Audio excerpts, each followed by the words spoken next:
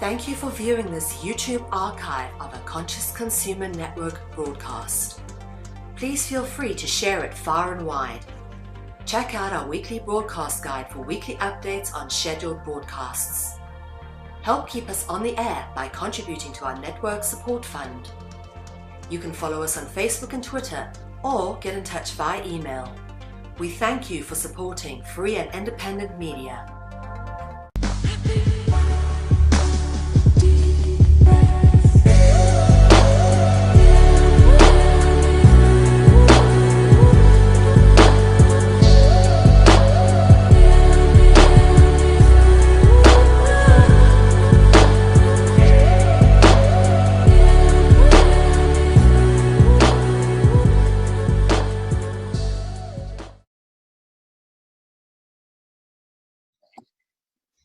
Hello and welcome everybody to an interview that I'm quite excited to do, a chat that I've been looking forward to having for the last week or so, because the internet, it's a huge part of our lives. It's not going away. We've become very, very dependent upon it. And yet the flip side of that is it's yet another mechanism for control and surveillance.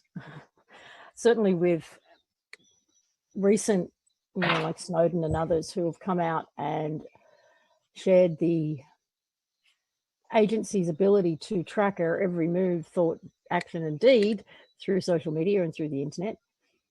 That even alarmed and concerned a lot of the people who, that we call the sheeple, I guess, derogatively, sorry about that, but it did catch a lot of people's attention and people became concerned about their privacy. And until now, very recently, I didn't really know if there was a backlash from that or an evolution of the internet. And things like, around here, around Australia, we've got the NBN network being rolled out, which to my understanding has the ability to censor the internet built into it, much like China's does. So sort of understand what we can do about and what is already being done about that is pretty exciting. So to that end, I'd like to introduce Tom Miller to the conversation. Welcome, Tom. Hey, thank you very much, Lisa. I've just started my video so you can see me. Yeah, thanks for the intro. So yeah, one of the big things is that we all suspected, and by the way, like I'm heavy into programming and privacy and stuff. I get it, and my brain, tells me yes, I need to be private, or these ideas. But we also have to be mindful that we're moving into that more transparent world anyway, where we're getting to the point where we're instantly connecting our thoughts to each other. And we'll be able to read each other's thoughts in the future, 20 years from now, I reckon. Oh, I think that's happening already.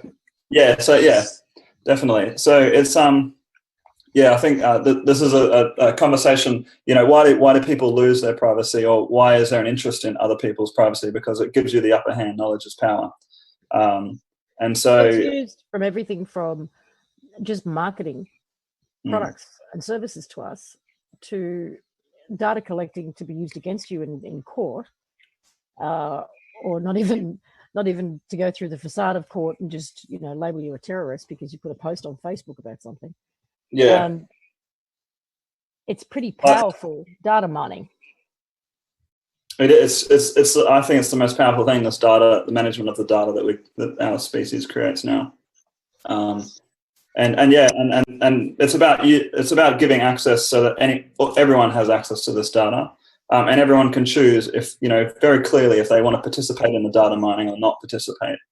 And I think that should be really clear. And who they give access to that data mining, and how do we entrust in a system, or how do we trust somebody to actually with that type of power? And the solution is to dissipate the power and make it a group decision. And that's what we're going to be talking about with these decentralization technologies now. So I think you can see my face, but I'll just sort of let's cross over to the screen. where is it? Screen share.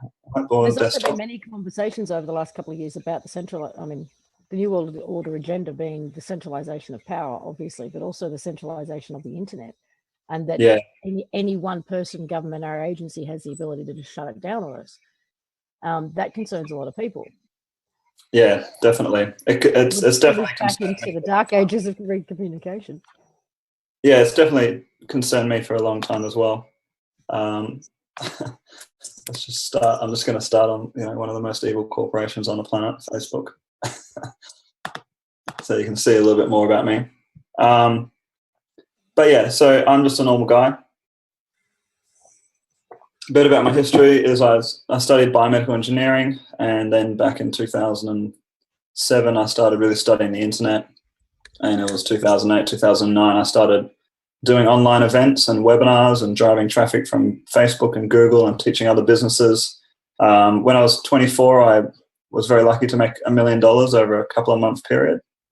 And that sort of gave me a huge window of opportunity to really spend a lot of passionate time studying, the future of our online communication systems. And, during that time, that's when the Snowden revelations happened, and everyone suspected that this data mining was going on and that these larger companies were using the data a lot more than we realize. And they weren't giving us a real clear choice or making people understand or educating people. So it basically forced this whole sort of like instant revolution of programmers to sort of kick in together and start building new internet systems. So ways of communicating without it being monitored. And a great example of that is Bitcoin. Bitcoin's another one, but BitTorrent before that. BitTorrent was the decentralized saving of, a lot of people used it for movies.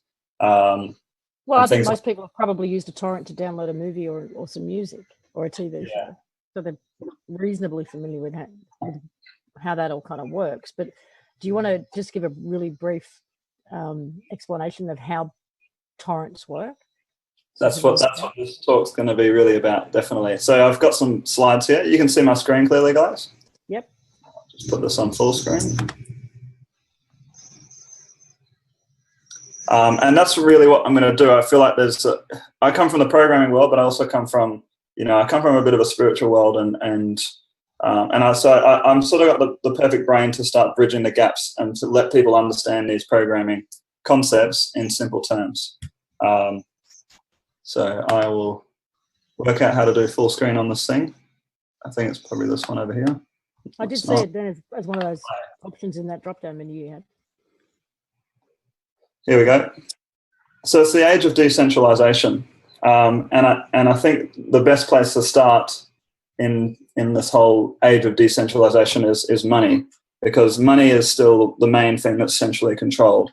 And it's been centrally controlled for thousands of years, but more so we've been using the same banking system for the last 400 years. And yet we've had this huge amount of technology, but we still haven't seen a change. Only until the last 2 years we've seen a huge change in people's perception of what money really is. And so I think what I'm going to do is start off by just playing a quick video. I can play a video through this, can't I? Sure. You can. It may or may not show very well, but it'll stream very well. We'll see. So this video is going to clearly point out that money, or the store of value, the seeds, but let's just point out even earlier that, you are talking to an audience that are pretty educated on money and how it works. So. All right, cool. Well, I'm going to tie it in with Bitcoin and how that works, and then that's the link to Ethereum and this decentralized computing power whole thing. So, all right, so let's play. Go to page.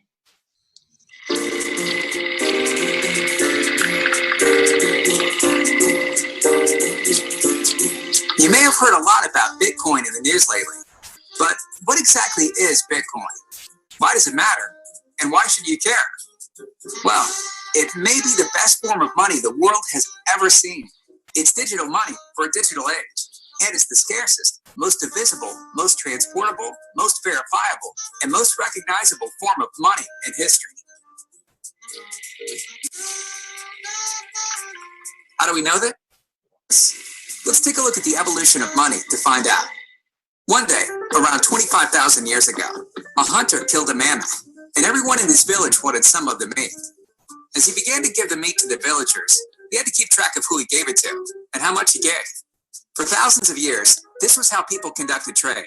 Since there was no ledger to track who owed what, everyone was forced to keep track of their own debts. But what if he could come up with some sort of ledger that kept track of who owed him and how much they owed?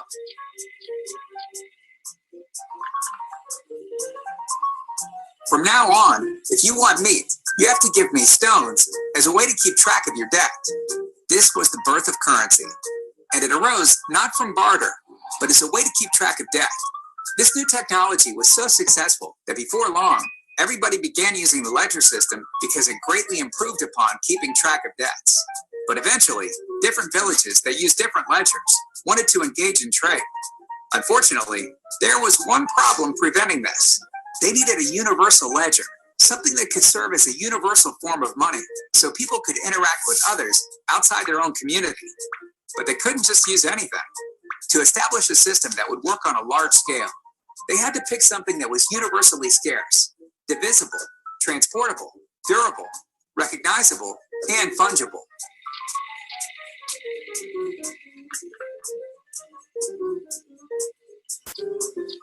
What about gold? Gold was almost perfect as a form of money. About 5,000 years ago, people began to develop an attitude about gold that has been passed down from generation to generation. This attitude was based on the fact that currency had some sort of intrinsic value. But the truth is, aside from gold serving as a universal ledger, it doesn't have any intrinsic value. This attitude continues today, and it's because of this attitude that people hoard gold, speculate in it, and wear it around their necks.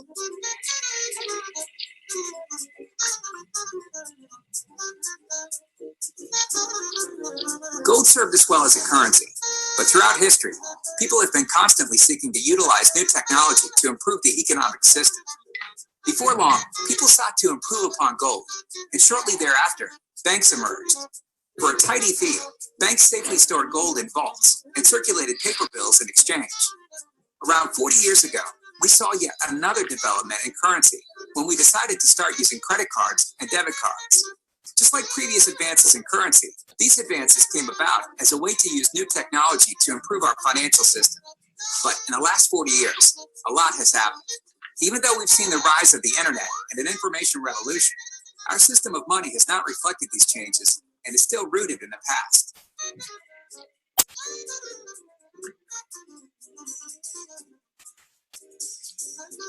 Enter Bitcoin, the first form of truly digital money. Bitcoin was designed for the era of information and solves many of the disadvantages of physical and electronic money. Bitcoin is the first scarce digital resource to ever exist. By design, there will never be more than 21 million Bitcoins. Bitcoin is divisible. One Bitcoin is made of 1 million bits. Bitcoin is frictionless. You can send Bitcoin by email, text message, or even paper for free and in real time. Bitcoin is verifiable.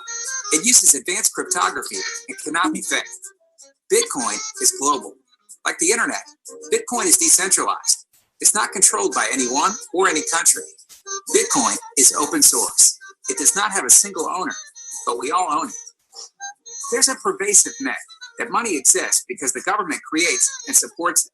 But as we've seen over the course of history, money exists because it serves a basic social need.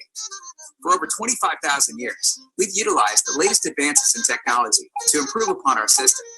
And even though Bitcoin, credit cards, and paper bills are very different from the stones used as currency 25,000 years ago, today's money serves the same purpose as it has for thousands of years.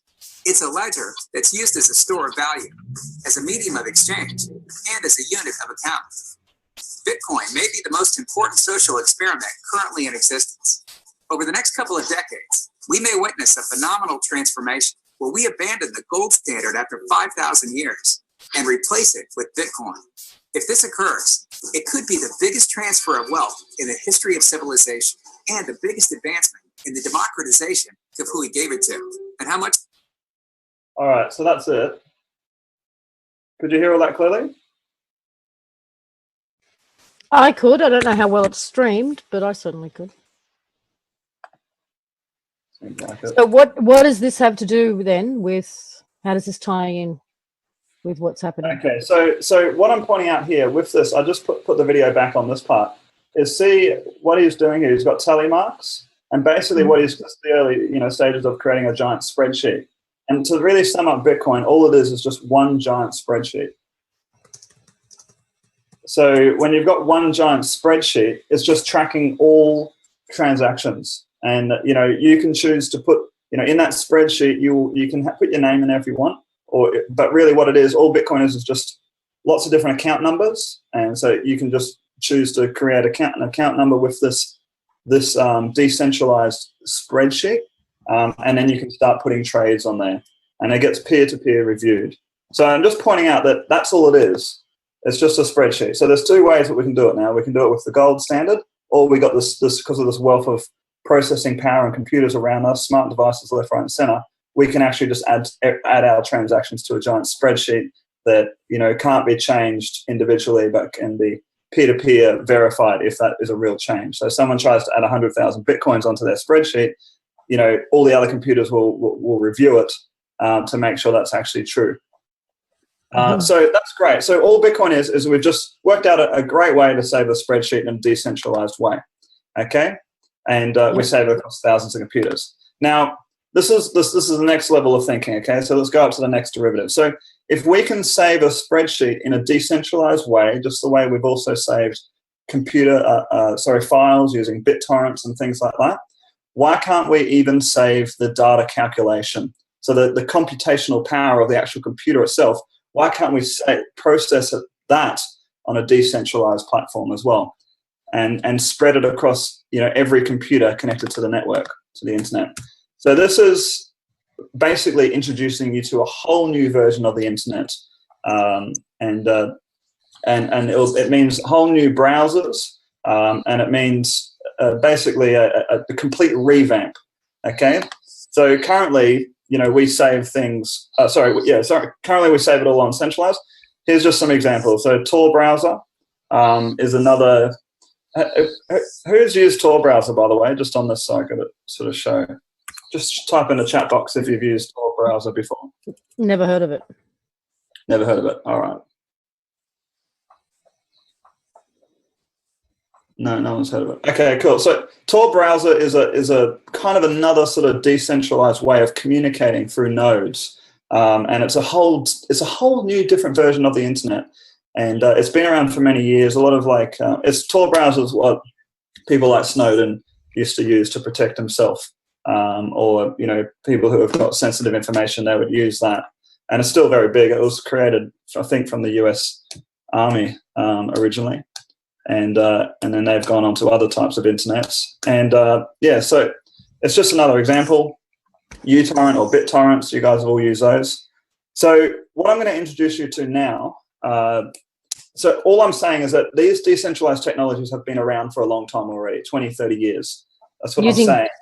So what you're saying is Bitcoin and uTorrent are two examples of how the decentralization of data has been used, is currently being used. Yes, and very successfully. That's right. And what we're looking at now is a combination.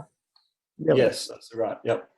Okay. And the main thing I want to point out is that they're very stable technologies. I mean, they've had attacks, for the last 15 years. BitTorrent torrents have been, constant, lobbying and trying to, ways of trying to shut down torrents. And there's just, I'm just saying that it's 20 years of proven success already, or 15 years of proven success. I think the first torrent was created, it must have been about 15 years.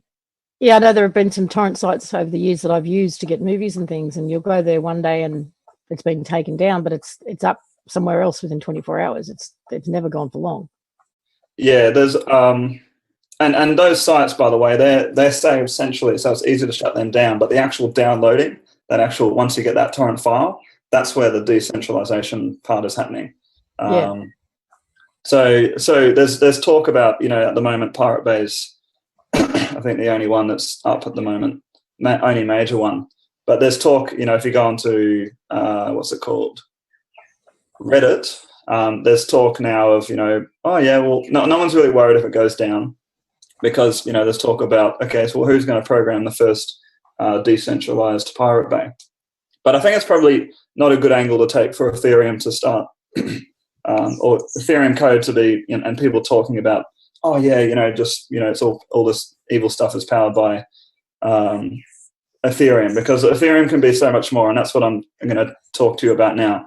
So Ethereum, really, just before you go on, I just want to let the audience know where we're sort of taking this, which is to speak to the end user, the average person, on how using the internet is going to change and what it means for you, but also to programmers and coders and the opportunities that are out there for you at the moment, who do believe in decentralization, freedom of speech, the ability to use the internet both anonymously and what's the word? I guess attach a reputation to your browser. Attach a reputation, yeah, that's a good way of putting it. And there was a third thing, but we'll get to that. So that's where we try to go. So go ahead. So yeah, and that's what Lisa was really pointing out, that this whole point of this presentation is just to break it all down. So to the point where, by the end of this presentation, you can have some action steps or have some sources to go to start, going down this path and empowering the Ethereum process. You get empowered yourself, and making it, not seem alien, like that you can understand this stuff. So on the whole, this is the way I see it's happening. Okay, like we use stories to record our history. We use spreadsheets to record our history as well. And basically, this is Ethereum, this type of decentralization. This is a 20-year truth-seeking process. Okay, I think it's going to take about 20 years. And what happens is that it will allow us to verify our stories and build humanity's instruction manual.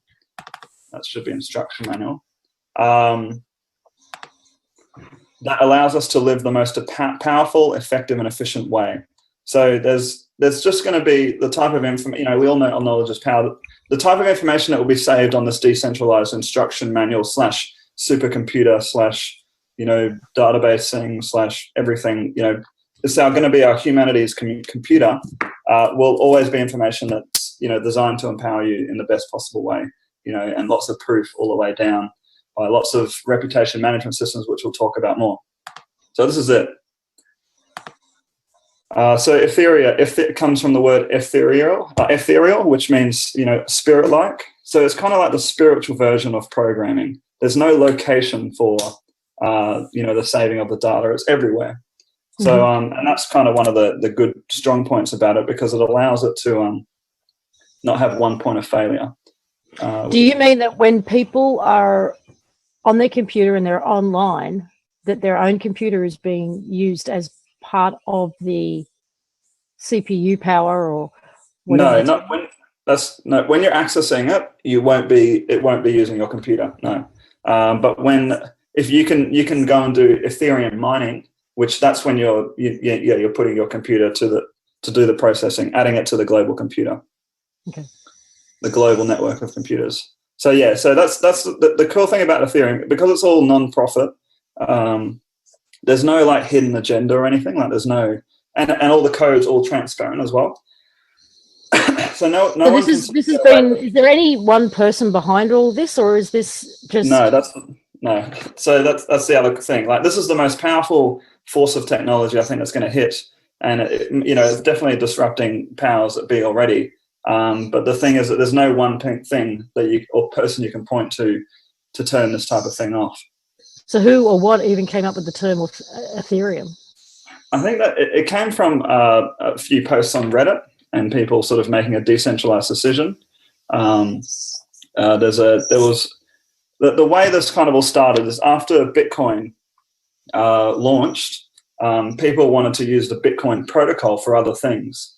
And it very quickly became evident that Bitcoin wasn't the protocol or that way of doing programming. It wasn't substantial enough to create even bigger systems and also, do the programming that decentralizes computation power or decentralizes computers ticking over to, make all this sort of reality happen for us. So, Yeah, so there was a guy called Valtilik.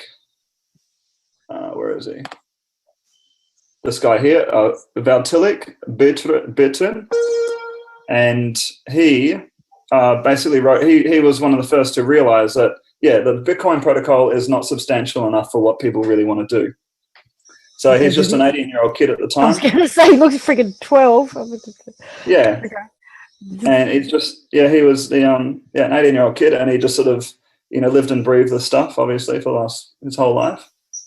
And he just wrote a white paper, just a little document about the end limit or the capabilities of Bitcoin and what can we do to create something that will have better capabilities. And it came to the point where we actually need to write a new type of computer code or a new programming language.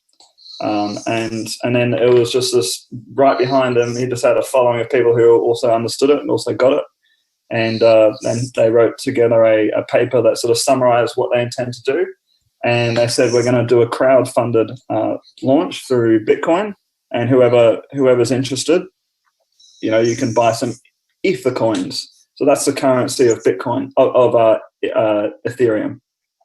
What's it called? The cool thing is, so just to give you an example of how much following this really does have we all heard of crowdfunding?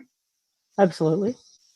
Absolutely. Brilliant. Okay, so Ethereum was the second largest crowdfunded project ever in history.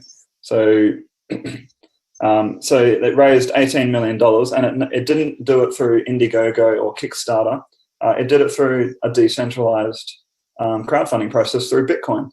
And that was when we didn't even have proper crowdfunding sites for decentralized crowdfunding. So it's really amazing that it's been able to be the second largest pooled funds project ever, from peer-to-peer people, just from individual humans around the world. And it made $16 million. Sorry, $18 million. So, all right. So Ethereum, where is it at? It's basically at what we're calling the frontier release. And they're putting in here that it is a giant experiment, but it's a safe, decentralized software platform. And really, to sum it up, the best way to describe it is the internet that you interact with right now, and that we've had since the 70s and 80s, 90s. It's kind of like similar to the Ford motor, one of the first Ford motor vehicles. Okay, that's what we use. When you go onto Facebook or you go into Google, you're using the Ford motor version of the internet and what it can really be. And Ethereum and this new type of code, obviously the code is what creates the websites and everything, is going to be like the latest full drive Ford, extremely robust, unstoppable, more unstoppable than the latest Ford. It's a very resilient peer-to-peer way of computers talking to one another. So that's pretty cool. The thing that's exciting about this, one of the many, but one of the things that's exciting about this is that it takes the power out of the hands of these major corporations, like Macintosh. What do you call it? What's Macintosh? Apple. Sorry.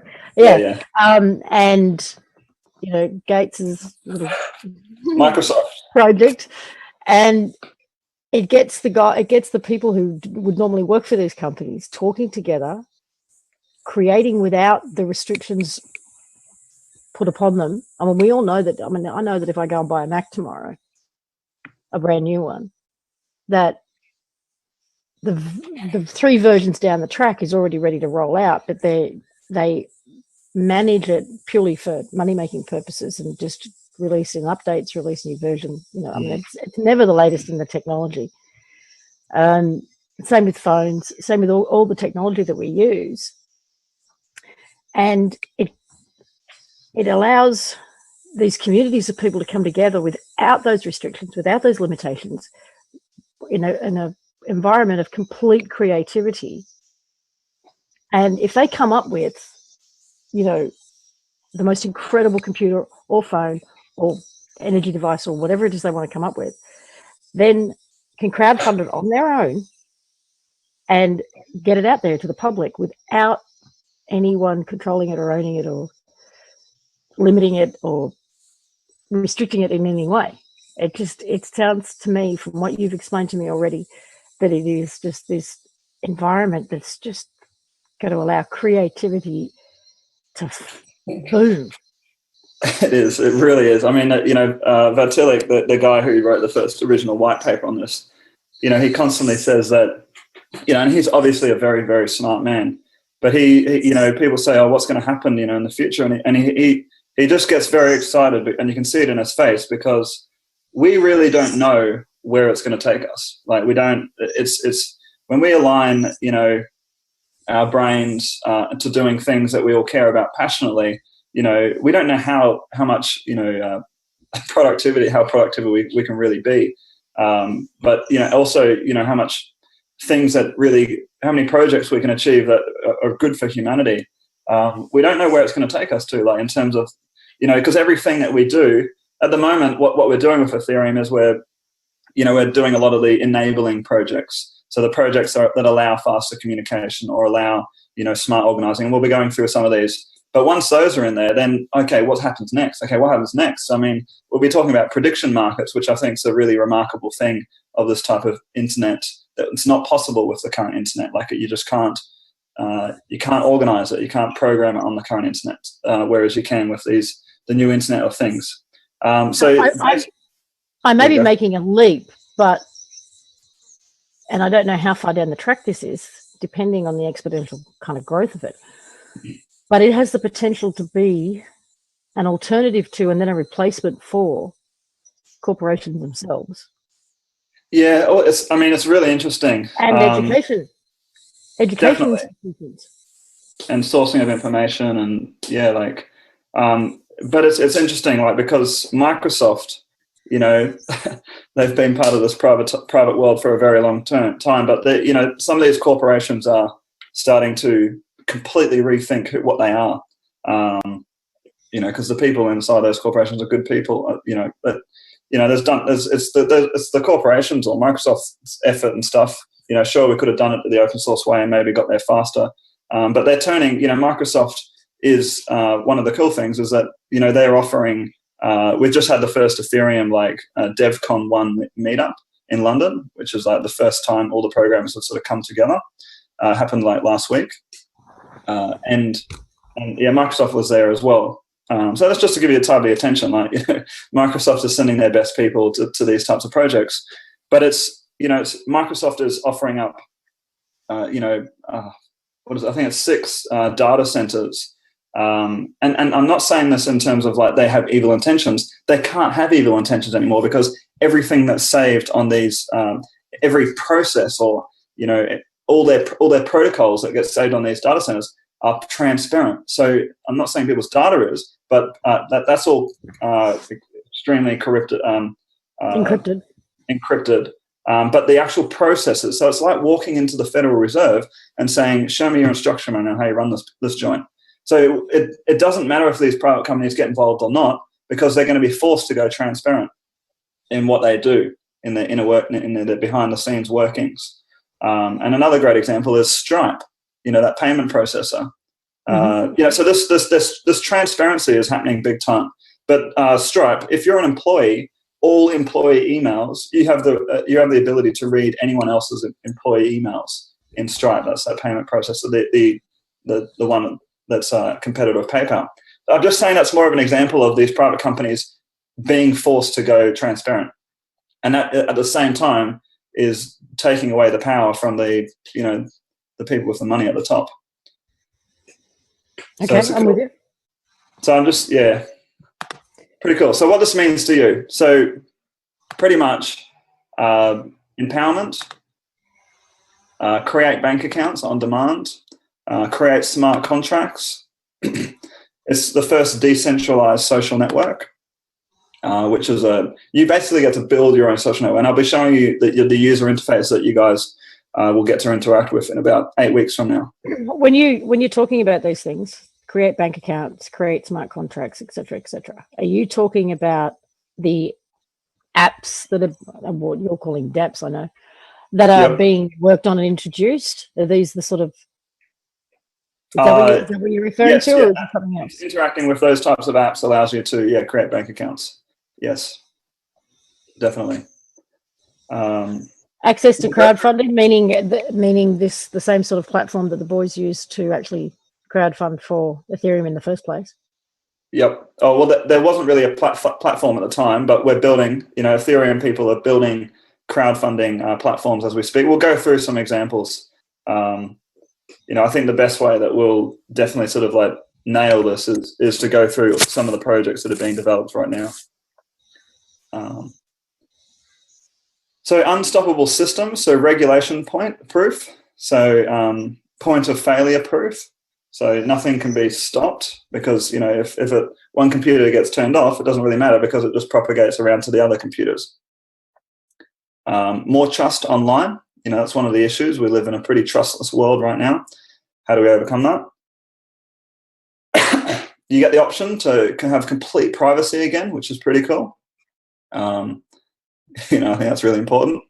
And also exponentially improved online collaboration. So not building systems that sort of just like benefit the man at the top, but building systems that just benefit everybody whenever they interact with them. Some of this is kind of like new concepts to us because we've grown up in this very for-profit world for a while, or this corporation world for a while, and we've never actually been opened up to what real collaboration can really be using this type of technology. So one example is participatory democracy. That we'll be able to. One of the problems with participatory democracy in the past is that the information needed to be saved, or the votes would need to be saved on one computer or one server or on the internet somewhere, on the old internet. And one of the problems with that is, somebody has a problem with participatory democracy, like an old-minded politician or something. He can very easily hire a hacker to just do some DOS attacks on the website and shut it down. And that's very easy to do. So that was one of the issues with this whole democracy system. And how do you have faith into something where that still there's some humans in control of those computers, and it needs to be a system, or the architecture of the system needs to be where the computers are not controlled by any one person, but thousands and thousands through peer-to-peer review and reputation management systems. So you can use the internet in this way, both anonymously and in order to build a reputation where you make your choice as to what is transparent and out there for everyone to see. That's exactly right. Yes. I mean, a good example is like, for example, like Facebook, it's an industrial sort of mindset company. They, some of those posts you probably want to have transparent. Not transparent, but you want to have them public to the whole internet so other people can search those posts that you post and find you. And that's an example of, yes, I want to make sure that, everyone can always see those types of posts, because it's a good way that people can find you through the new decentralized search engines that are coming through. So I'm going to show you an interface of just one of the many interfaces that it's going to look like. And this will probably be the first interface that you guys will get to. Meaning a browser? A browser, yeah.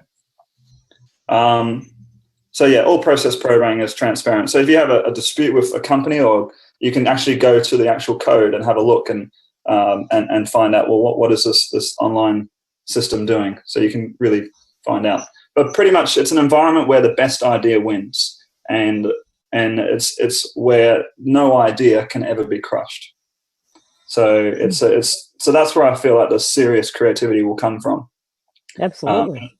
It allows us to really drill down and get to the truth of what is going on this planet. Like, we've all got these stories and we're all wondering what's going on. If we can build humanity's new Bible, then we can really start drilling down and finding out what's really going on, and different people will be in control of making different decisions based on their reputation and their the way that they've served other humans using an eBay decentralized peer-to-peer reviewing process. The best ideas can win. And there's no sort of, you can't sort of do any behind the deals or anything like that, because, you've got to show your true worth. through this type of Ethereum. So it's just I've never been so excited about anything. But let's also point out that 20 years ago people were really excited about virtual reality, and that still hasn't happened yet. So I don't. Whereas in an environment like this, there would be nothing holding it back. There's nothing holding us back. No. So, I mean, all I'm pointing out is that, it took another 10 years for virtual reality to start taking off. And now, virtual reality is slowly getting bigger. Facebook's just bought a company called Oculus, which is probably the best virtual reality company out there. And there's going to be a lot of people, I'm just saying it's just taking off. But this, in terms of this, you're going to see the first, you guys are going to get to really experience the power of it within 8 weeks' time from now. Which is why I think it's a perfect time to talk about this stuff now. And so I'll show you what it is. So the status of it right now, in this frontier version, it's basically, when the internet first came around back in the 80s, let's say, the internet was literally like just going into a little terminal and you're talking, and different computers were talking to each other. That is, in a funny way, in a sort of a weird way, that's what the internet is now. There's no user interface on this Ethereum-based internet yet.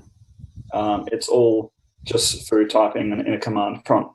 And that's what Frontier means. So the next release will allow us to put the interfaces onto it. And one of those will be the Mist browser, which I'll talk to you about now. So the cool thing about this is private companies won't be able to compete with the open source passion for innovation, okay? They will be too busy trying to compete with each other instead of us all working together to create the Internet of Things. So the whole way this all works is through, we've all heard of apps, okay, and apps have gotten pretty big.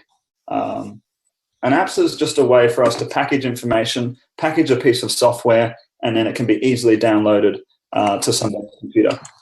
So there's a whole new concept of not apps, but dApps, so decentralized applications, because,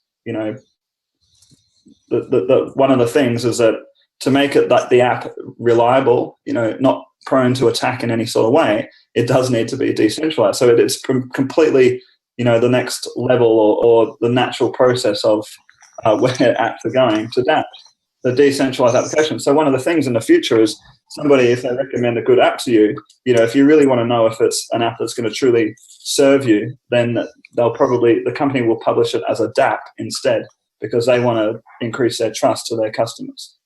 And what that means as a dApp is that you can go and look at all the code, and everyone will be adding to those, to make the code the best it can possibly be on the planet, like the one dApp that does that type of function the best way ever, because all the brains have come together better than what Facebook or Google could ever create.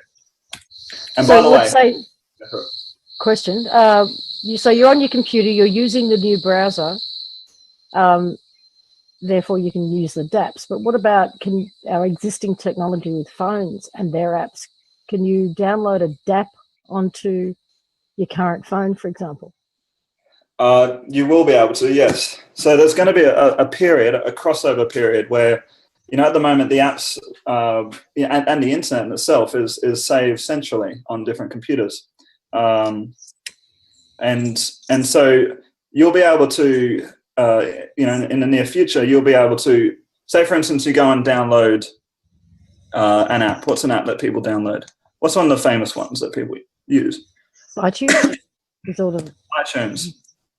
Well, that's, very embedded with the whole Apple thing. But, like, say, for instance, you go and download iTunes. If you want to know if that information is saved centrally or decentralized, then iTunes will be forced, and it will happen. There will come a point in the next couple of years where these larger companies will be forced by people power, saying, we're not going to work with you unless you turn yourself into a dApp and you save our data decentralized so no one can read it. Things like that. Or, if you want to be really sure that you have private communication inside Facebook, then Facebook will be forced to use this type of technology. And they definitely will go down this track just to please people. And they'll try and put their little, their little backhole loopholes into the whole thing so they can still do things. But people, by that time, it doesn't really matter, because people will be building their own social networks through a collection of dApps into their own browser, and they'll just have such a more empowering experience through these Ethereum-based browsers than what Facebook could ever do, or Google. Okay. So yeah, I'm just sort of saying that there'll be a conversion. Like Microsoft is converted. Like Microsoft is on this path completely, and they're putting a lot of money into it. And they've been forced to, and it's good that a company like Microsoft's doing it, because they're just they've got a company with pretty much a lot of resource, unlimited funds, pretty much, and they're just providing some of the fastest computers on the planet to be able to even make a better encryption. I mean, make a speed up the process. Basically, they get it. They're not done. They get that this is here to stay, big time.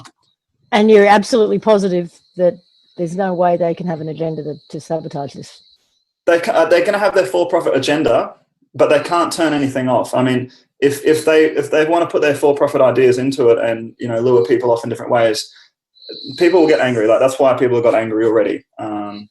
People got unsatisfied already. So that's why this whole thing that's what spurred off this whole Ethereum stuff. So what will happen is there'll just be a better version of it created, and you'll see that now when I show you the browser. So this is what the browser looks like. Now the cool thing is, so even if a for-profit company creates something which is really cool, like say for instance, this Chrome browser is an amazing browser. Like Google, that they really did an incredible job with this browser, and it's pretty amazing. The programming behind it, well, that's what I'm saying. But what's really cool is if you actually have a look at this Mist browser, look, it's actually the same as Google. It's got a similar look to Google. See the 3 buttons down the left-hand side? So what I'm saying is that because we are all programming and we're adding to these better systems in a decentralized way, we can take the best ideas from the for-profit world and the controlling world and put them inside our decentralized world. So we can. It's the best of the best. That's what I'm saying. It really is where the best ideas come out and get shared instantly to the other 2.5 billion people on the internet, and eventually 7. It's laughing in 2 months, or is it supposed to be launching? Launching. So my auto corrector. So this is what you'll experience, guys. Something like this. So I'll just zoom in and show you this a little bit more and explain this. So as the user, you get your browser, and then you pick and choose the dApps that you want, and you actually install them into your browser. That's exactly right. Yep, that's it. So you actually get to create your own experience of the whole thing. So so if we have a look at, say, for instance, Facebook over here, like Facebook is full of functions. Okay. There's a function here. This is a function here. What's on your mind? So this is where you can share things. This is a function, your wall, and there'll be default lots of functions, but you get to create your experience. Basically, it's the next level. Instead of Facebook telling you that you have to have a wall and that you have to, have your friends here and stuff, you'll be able to drag in different apps that do that. If we have a look at, say, for instance, if I wanted to get a reputation on, one of my friends, I can't. There's not really any way to get a reputation. Say, for instance, LinkedIn, they have a good little reputation system where people get ranked on different keywords. So you'll be able to drag a reputation system onto your browser, onto your profile if you want to. So just think of it as a mix of lots of different dApps, which are just functions that you can just drag into your browser. So here's some examples of some functions that will be some of the first up there. So escrow, so you'll be able to escrow, say for instance, you're doing business with somebody, you can say, oh yeah, let's just, we'll put, $2,000 in escrow. And from there, once it gets to release a certain amount of progress, then we'll release it. Transparent democracy. So this will be a place where people can make online decisions together. Just tools. So people will start turning to these tools because they work. Yep. Trustless crowdfunder, or money together, new societies. Just to sort of show you what's going on. Mining, property, make a deal, learn Ethereum, information as power. So leverage risks, gather trusted information, help science. So we'll be talking about. Have you guys heard of what we call prediction markets? Not exactly that term. Well, we'll go deep into prediction markets because that's just a really perfect example of knowledge is power. But like this collaborative brain that we all have, when we add our thoughts together, we can create things so much bigger and better. So you can have you can have 1,000 bank accounts in here. You'll be able to do all sorts of things. You have your. When you say bank accounts, you're not talking about traditional banks, though, are you? No, I'm talking about cryptocurrency accounts. And also, sorry, just to go back a little bit, when you were talking about reputation. So let's say you've got a store on eBay, and you've done the wrong thing by people, and you get voted down, your rating goes down, people stop trusting you because you're actually a bit of a scammer. You can then go over to Etsy and start building a new reputation there, do the right thing for a while until your votes go up, and then maybe start scamming people once you build up a reputation. So what this does is, for people who want to have or build a reputation online, it is across the internet. So you don't have to have a good reputation here and then build up another good reputation over there and build up another good reputation over there. No, you don't. It's just a decentralized reputation. It simplifies things. Right. Yeah. All this like social media marketing and all this, you won't need to go and create a Twitter account and a Facebook account and, to get your message out there. You'll just slowly build your reputation, and the right people will come to you because there's more trust.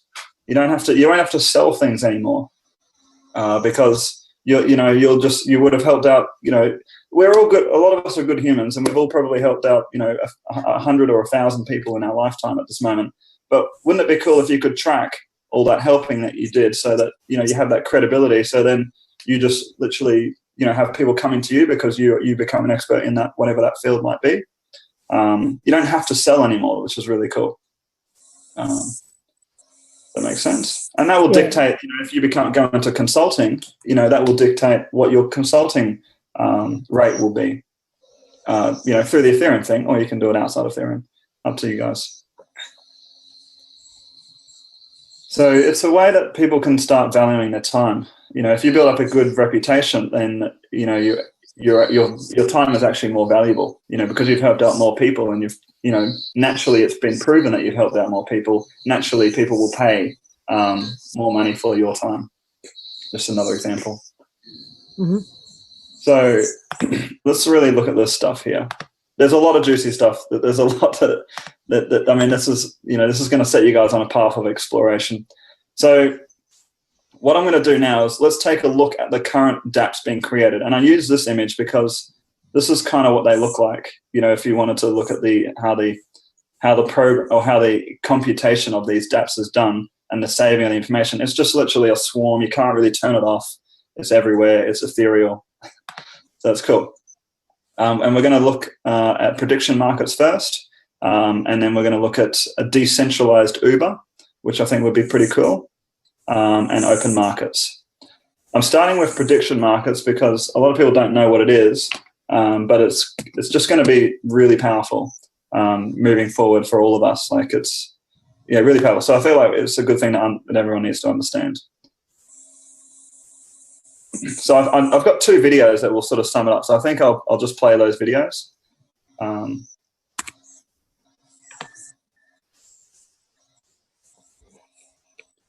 Instead of focusing on, reconnect, on human resources, this will lead to focus to humans.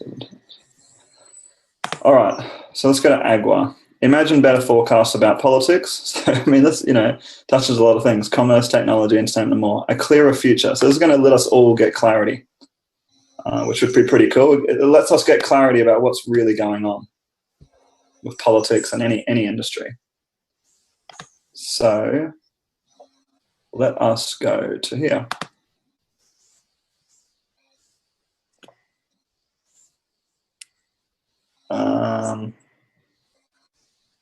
So I'm just going to play this one first. So this introduces the idea of the wisdom of the crowd.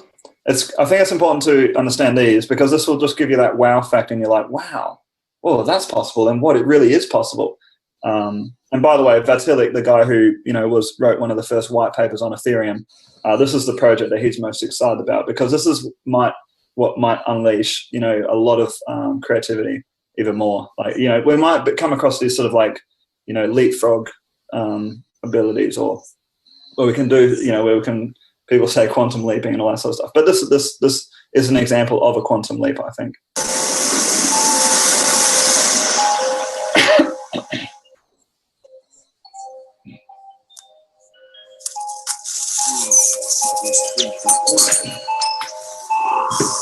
As a crowd, the patterns we make are incredibly predictable.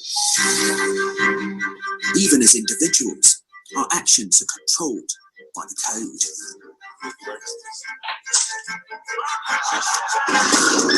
And by untangling chaotic systems like the weather, we've uncovered evidence of the code in what we once thought of as impossibly complex. When we look at things from a different angle, surprising patterns emerge. Patterns that can reveal defining truths about ourselves and our future.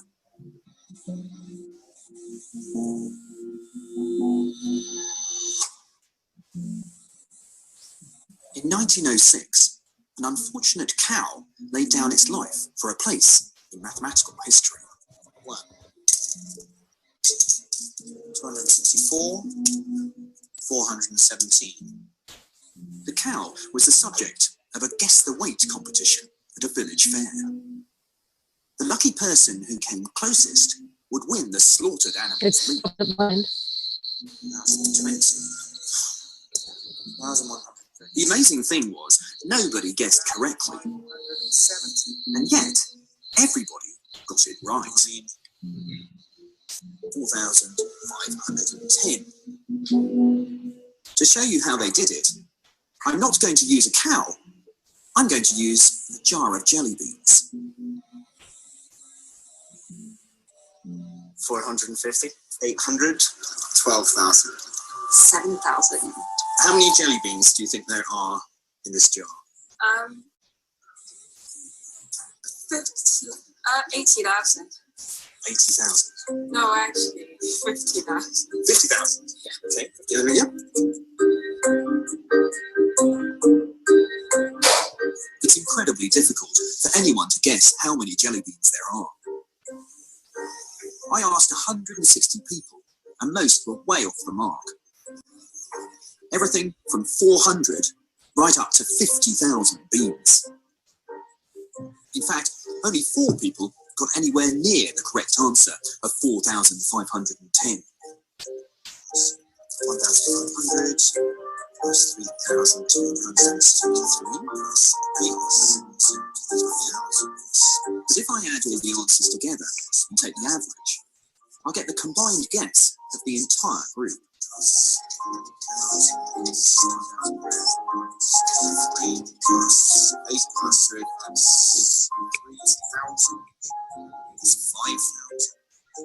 which gives a grand total of 722,383.5. Somebody thought there was half a bean in there. Now there are 160 guesses made, so let's see how close they are collectively. Wow, that's extraordinary. If you remember, there were 4,510. The average guess to the nearest bean is 4,515. I mean, I thought it'd be close, but I didn't think it'd be that close. That's ridiculous. So although we had guesses that were all over the place, up in 30,000s, right down in the 400s, collectively, we get something which is just 0.1% away from the real number of beans. So as individuals, the guesses are just that, guesses. But when you take them collectively, it becomes something else entirely. 9,000. What tends to happen is that, more or less, as many people will underestimate the number of jelly beans as overestimate it. 1,766. A few people will be way off the mark either way, but that doesn't matter. Provided you ask enough people, the errors should cancel each other out. 700. The accuracy of the group is far greater than the individual. We call this the wisdom of the crowd. All right, so that video there is just designed to basically make it very clear that, you know, these collective, you know, as spiritual people, we know that, you know, collective consciousness is full of wisdom, basically, and we've done experiments with our own human heads, you know, then we gone and you know, worked out how many. I remember doing this at school, and like when we took the average of all the guesses, we would always get within. I think I worked out to within 0.5% or 0.6 or something percent of the right answer, whereas all those collective guesses. So, and it just happens. The collective knows. Say again. The collective knows. Yes, the collective knows, and that's that species. You know, at the moment I think we're suffering from we've got a species reaction, and that's what caused this burst of energy to create Ethereum and Bitcoin and all the other things, sort of all the other decentralized technologies. And so this is just another example of that collective knowledge. We all know, or we all know collectively, and so now ethereal, you know, decentralization. What if we could actually? This type of code allows us to collectively make decisions or collectively make predictions. And I'm going to sort of show you the video that explains this now. So this wasn't possible before. Yeah. This means that Augur is a dApp that collects all of that data across Ethereum and makes those predictions? What we do is it allows us to make predictions, individual predictions, and then from that we can get what's really going on, or we can benefit from that group knowledge together, all in a transparent way. So I'll show you now. And there's going to be this might be just the first one, but there's going to be hundreds of these created. This is probably a big part of how we'll make decisions in the future. There'll be nothing to do with politics.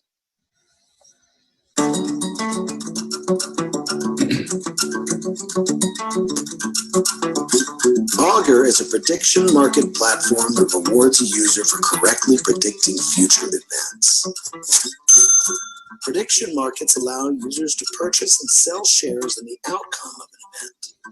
The current market price of a share is an estimate of the probability of an event actually occurring.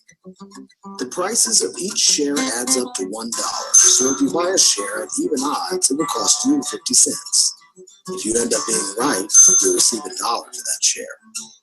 These markets rely on a scientific principle known as the wisdom of the crowd, which states that if you ask enough people something, their average answer is usually far more accurate than any expert. This allows us to create one of the most powerful forecasting tools. The problem with previous prediction markets is that they were centralized, allowing them to be easily shut down. Another problem is that with any prediction market, someone has to report what actually happened after the event occurred. In centralized markets, one person does this, which means there can be mistakes or outright manipulation. With Augur, we'll have thousands of users reporting on these outcomes using something called reputation. Using Augur, anyone, anywhere in the world can create a market asking a question about anything. Market makers provide some initial funding for the market and in return receive some trading fees. Anybody can freely buy and sell shares in the outcome of that market. And the current share prices provide the best estimate of that event occurring.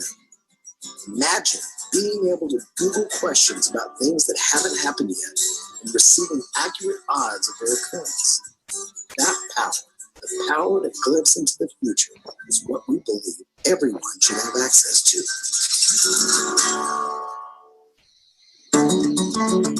So that's just okay. that. I'm a little confused. How? Yeah. Let's say money market. I just want to point out that what they're referring to as shares, it's got nothing to do with like share market and all that stuff. Okay. Yeah, really, I should have pointed that before the video. That's just an example of one of the things that you'll be able to do through this browser. So a good example is like, okay, is Hillary Clinton going to be president? So we can put up a question on the Agua, and then everyone will go through, and we can do a crowdless fund of it. Okay, a crowdless fund, and a certain amount of money we put up there just to sort of motivate people to go and submit a bid or go and submit their their guess or their sounds like a gambling app. It's not. It's really not. It's just all it is it's just designed to get people to reward them 50 cents if they get the answer right, and they lose 50 cents if they don't. That's pretty much it. But then there's those who are interested in that, in making decisions based on that information, can use that information. Yeah, well, everyone gets access to the information. It's just that's what I'm saying. This is just one way of approaching it. Maybe putting money. I can't really refer to it as money. It's more just as a small incentive for people to make an educated decision. So they go yes or no. Is Hillary Clinton going to be president for next? So if you have a business idea. Yep. You've got a product idea or a service idea, you can put it out there, who would use this, or does this interest you, and basically do market research in that way, and find out whether it's worth investing your time and energy into. Yeah, definitely. Or is there going more, I think it's going to be used more for things like, is there going to be a tsunami? Like, everyone's very paranoid about tsunamis and all these world disasters, or man-made world disasters as well. Is there going to be a tsunami that hits the Australian coast within the next year? And then you'll be able to put that question out there. Lots of people will come back and put their educated guess in there, and then you'll get an answer, and that will be a really good reflection of what the energy is, and what's people really thinking, because it's going to be the energy that makes these disasters happen. So in a way, it's like Cliff High's webbot, but doing it. Cliff High and his webbot, which makes predictions based on the assumption that we are all in fact psychic, unconsciously. So his webbot trawls the internet looking for keywords, and he has his own way of deciphering that information to foretell events that subliminally, in a way, we are using words and putting out ideas that are actually foretelling the future. So this sounds like a version of that, but one that we can actively, consciously participate in. Yep. Yeah, I haven't seen his bot, but yeah, it sounds like a similar thing, except a bot is just an automatic browsing system that just pulls data. Yeah. This is something that I think you're spot on. Like, you directly can collaborate on if you want. I think it's I think it's more that we're not really sure what's going to come from it all. What innovation and what questions are people really going to ask? But I'm showing this one because it's just one example, and there's about 100 different prediction markets being created at the moment as we speak. So this is not just one of them, and some of them are got money in them, some of them don't. There's all different versions. And I'll give you a link where you guys can go and look at all sorts of dApps being created now. But it's just an example of another way that I started at the start of this conversation, how we can start drilling down and finding the truth of what's going on this planet. And it's just another way we can start drilling deeper, and we're asking ourselves questions and getting really good predictions from those questions, or getting really good intel on those questions that anyone has access to. Like, even a small kid in Africa can go and look at all this, or someone sitting in Asia who's, everyone has access to this, and no one can be singled out or, not have access to this stuff. Does that make sense? Yep. First time I've explained prediction markets, so bear with me. All right, so that's one. Here's another example. So, in fact, I'll just go to this here. This is dapps.effortcast. I'll go to this page. Here's just a whole lot of state of dApps, or dApps apps that are being created as we speak. So let's just bear in mind that Ethereum, the Frontier release, only launched about 8 weeks ago. So this is all projects that have started within the last 8 weeks that have been going on. So here's Ethos. This is another browser. This is not Mist that I've showed you guys, but this is another browser. And what's cool is you can go and click on this, button, any of these buttons, and you can literally look at the code directly and seeing it being created right there.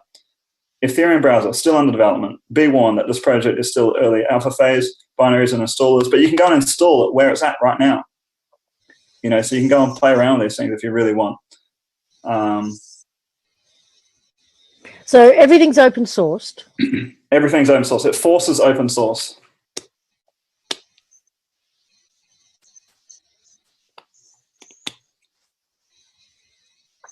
Now, when the internet first launched, I think what we saw was one of the biggest things, one of the biggest markets that came out was porn and gambling. Are we going to do that again? Well, this is what I like about Ethereum. So the thing I don't like about Bitcoin, but I think it's also what, you know, we've got to think about the state of the humans that are interacting at the moment. They're all very indoctrinated. They watch the share market on the 9 and 7 o'clock news. So we've got to create platforms that bring them over. And the only reason Bitcoin got really big was because it got taken up by all the spectators. Now, I'm not a spectator myself, but it's what created the hype of Bitcoin and just introduced people to all these decentralization ideas. And there's still a lot of spectators out there that definitely, you know, Bitcoin, a lot of it was fueled by 90% spectators, which is huge. So it was just all these, you know, greedy people who just want to make more money on the stock market with, you know, piggybacking the effort of other human beings and just, you know, skimming a bit of value off them for themselves. And that's what made Bitcoin big. So I think it's happened in a beautiful way that Bitcoin interacted perfectly with the current state of majority of consciousness at the time. But then the people who are, you know, on another level of consciousness obviously know that speculating is not, you know, good for humanity. I'm definitely of that opinion. And so what attracted me to Ethereum was that, yes, Ethereum has a currency called Ether. And yes, you can build currencies. But the Ether currency is designed where it won't be attracted to, you know, as much to speculators. And it will be changed. That their intention is not for creating speculators. Their intention is that the Ether currency will be more valuable as processing power. So Ether currency is kind of like the fuel of the supercomputer that we're creating together, that everybody owns, everyone's part of. And so it's going to deter, you know, I think there's going to be probably some pretty big speculator systems that get designed off Ethereum technology, but only because it's just more empowering and it's just going to create even better sort of like speculation platforms. But that's also what's going to grow Ethereum and interact with those people who are in that type of consciousness and haven't yet stepped into, you know, realize that there's another world out there except from bidding and things like that. Gotcha. Does that make sense? So I'm just saying that, yeah, like the community realize these things big time. But it's also about designing stuff that is attractive for the current consciousness. You know, there's a lot of good ideas out there, but, you know, majority of people are not ready for them. So there's a couple of things I still want to go over, which is, I mean, once we've looked at some more of these dApps, how does the general public, I mean, the dApps are going to be based on need, demand. So how does the general public get their ideas, their needs for dApps over to this community and to say, hey guys, can you develop something that does this? How can programmers and coders get involved who don't know about this yet? Yep. How do we get the two, and how do we just get the two talking to each other? Yeah, so that's a good question, and we'll talk about Colony first, because that answers your question. So Colony, here it is, companies for the 21st century. So what is a company? A company is just a group of people with a common cause. So this work, it's at working prototype stage now, and it started on the 29th of September, 2015. And if we go and check out this project, I'm most excited about Colony because I just think it's a way that people will be able to create value, people will be able to post ideas, and all sorts of things. And they basically summed up quite nicely. Whatever you do, just join Colony. Colony makes it easy for people. This is the one that led me to say that this could, in fact, replace what we have as current corporations. Yeah, oh, definitely. Absolutely. Yeah, and it can't be shut down, this system either. So it's just like, you know, if it's threatening something, it doesn't matter. You can still access it. Colony makes it easy for people all over the world to build companies online together. So companies for the 21st century. Colonies are kind of like companies, except instead of being managed by fallible individuals, Colony harnesses the wisdom of the crowd using artificial intelligence to make sure that the right things get done by the right people at the right time. So Colony, I'm just saying that Colony will be a collection of apps, or a collection of dApps, sorry. So it's going to have a reputation management system in there. Say, for instance, you're good at strategy, or you're good at vision. So you put your visions into the site, or into the decentralized social network, and then it will get picked up by illustrators and programmers and people. The AI, what they're referring to, the AI is just going to be the management of getting the right programmers and the right illustrators based on their reputation to gravitate, to this project, and based on their interests as well, so that they can work on this project. And what's so cool is that there's an idea of sweet rewards, proof of cognition, so proof of work. And say, for instance, you go and do 20 hours of work on this project, and you've got to prove that you do that work as well. So you'll show it through the code or the strategy that you write or the images that you make or whatever. They get peer-to-peer reviewed by other people in the social network, this decentralized social network, by the way, that anyone's a part of. From there, you can earn nectar. So say, for instance, the company is issuing out, there's an unlimited amount of nectar that it will issue out until the company starts, supporting itself or sustaining itself somehow. And that might just, all sorts of ways to sustain. But that nectar, so say, for instance, it dishes out, 30,000 nectar, and you spent 9,000 proof of cognition nectar points building that project, then you're smart contracted as the company becomes more successful to receive a percentage, if there's a profit or anything. All decentralized, everyone can see each other's bank accounts and how much people earn. When you say everyone, are you talking about those who are just involved in your project, or everybody who's in Everybody, or anyone who wants to go and look up. That's part of these open source companies that we're building, that anybody will be able to look at the finances of any company. So let's just no bring this down to, the user level. You've got a project, you've got an idea, maybe you want to start a business. So you go and start a project in Colony. Or you just literally go and post an idea in Colony. And the people who are attracted to that idea and have the skills needed will hook up with you in Colony. Yep. So automatically let you meet other people who had the right skills to be able to pull it all off. And so is there a private space within it that you can work Absolutely. together? Yeah, definitely.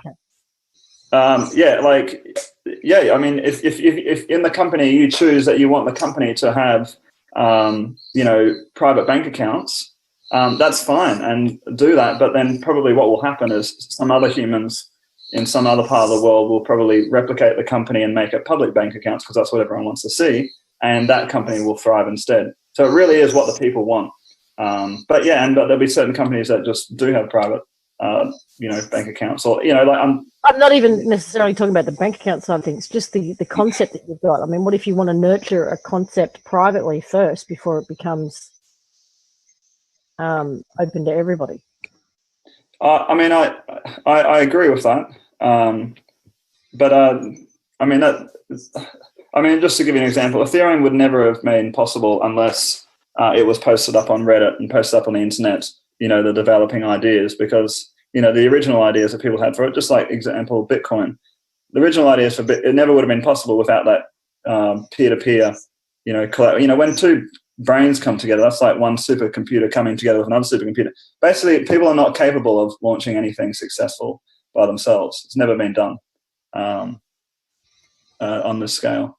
So I'm just saying that people who, sure, they want to discuss ideas privately, that's fine, but they're going to get a better idea, or they're going to evolve that idea if they start collaborating with other people. And even if they launch something themselves, it will never be successful, because there's probably 20 other people working on something that just surpasses it by a mile.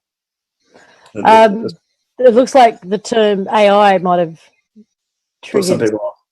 Yeah. I shouldn't say AI, but they're just pre-programmed, transparent functions that people can say, all it is, what they're saying there is that, you know, a strategy person or vision person goes and puts up a strategy or a vision, then the pre-programmed function will automatically suggest, you know, 10 illustration people that might be interested and suggest it to them on that project, and programmers that will go to it. That's all that AI means there. It's really, I don't think they should use AI. I think they should use a different term, maybe just pre-programmed functions, pre-programmed transparent functions.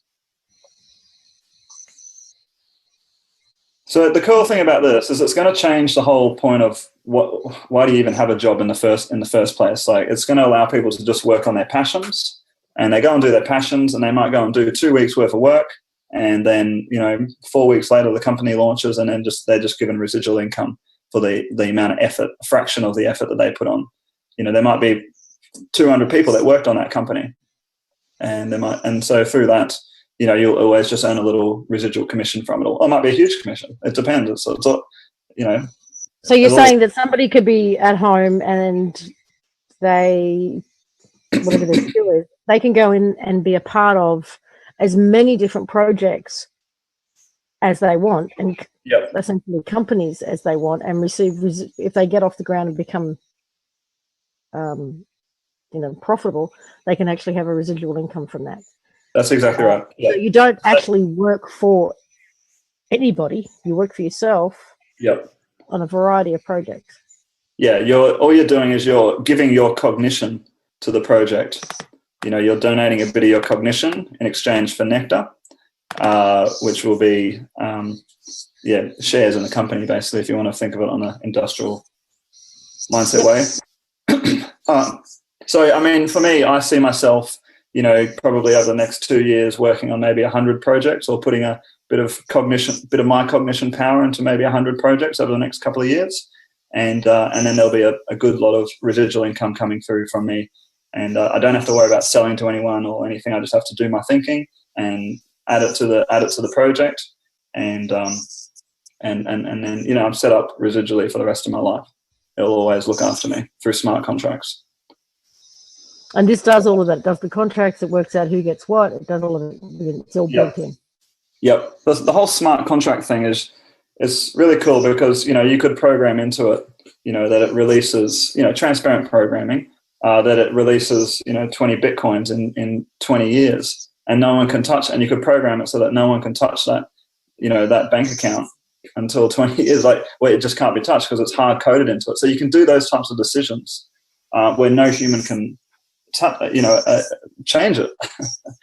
You know, it's just it's what they call it. It's a good definition of what they call a smart contract.